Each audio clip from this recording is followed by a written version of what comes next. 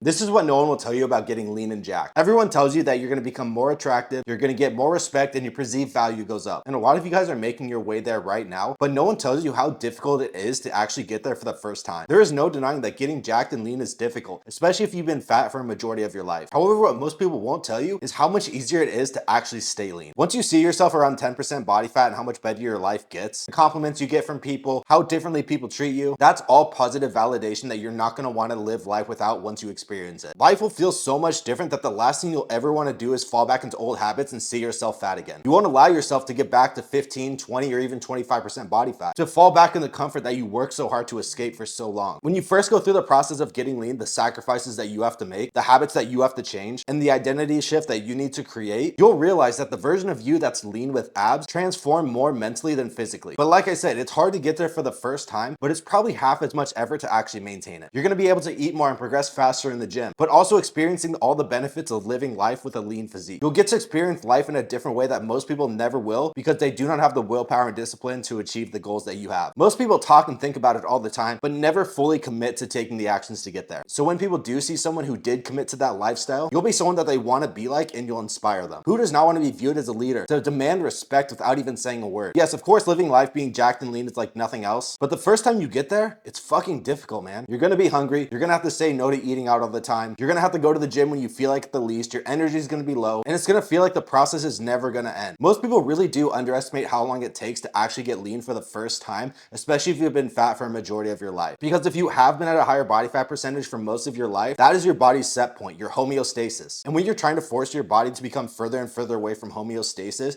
you're gonna feel resistance. When you're forcing your body into a new set point, it's gonna resist. In fact, for most people, you may not even get to as lean as you'd like to in the very first run. What I mean is that most people won't be able to lose all the fat in just one dieting phase. You're probably gonna have to take a diet break or two and allow your body to adapt. And what this looks like, and let's say for example, someone's 25% body fat and they want to get down to 8 to 10%, most people will only be able to cut to 13 to 15% on their first attempt before having to take a diet break. Because calories have gotten too low, you're doing an unsustainable amount of cardio, and the weight still isn't coming off. So what you have to do in this situation is go back to your maintenance calories, reduce cardio by around 50%, and do this for a couple weeks or even a couple months and allow your body to adapt. When you do this correctly, you will not gain any weight, you'll maintain the same body composition, and your hunger and fatigue levels will come back to baseline. And when your fatigue and hunger come back to baseline, then you have the green light to start cutting again, and ideally get to the body composition that you want in this next dieting phase. And an issue that a lot of people run into when they're trying to lose a bunch of weight is that they don't know whether or not they should take a diet break or continue to push harder. Most people do not have the knowledge and expertise on when it's time to push harder or take a step back. Or on the flip side, when they try to do a diet break, but then just fall back into their old habits and regain all the weight back. They fall back into the old comfort that they were once living in just a couple months, which is really what makes getting lean so worth it. But once you do finish the diet and get to the body fat percentage that you want, you start slowly increasing calories, reducing cardio, and reverse diet, you'll be able to maintain that lean physique without feeling hungry or tired all the time. Your energy will come back, your strength in the gym will skyrocket, and after a few months of reverse dieting, your body has a new set point. You've reached a new homeostasis for your body that it's going to try to resist if you try and break it. Not only a homeostasis for your body, but also your mindset and habits. Because when you've been locked in for so long, resisting cravings of junk food, built the habit of hitting the gym consistently whether or not you feel like it, then those habits and lifestyle are going to be your homeostasis too, because they are in your routine. You won't have any of those cravings that you once had, and being consistent will feel effortless. And if you do indulge in junk food like ice cream, pizza, donuts, you'll feel bloated, tired, and realize that you never want to do that again. Your priorities will switch from the short-term pleasure that junk food used to give you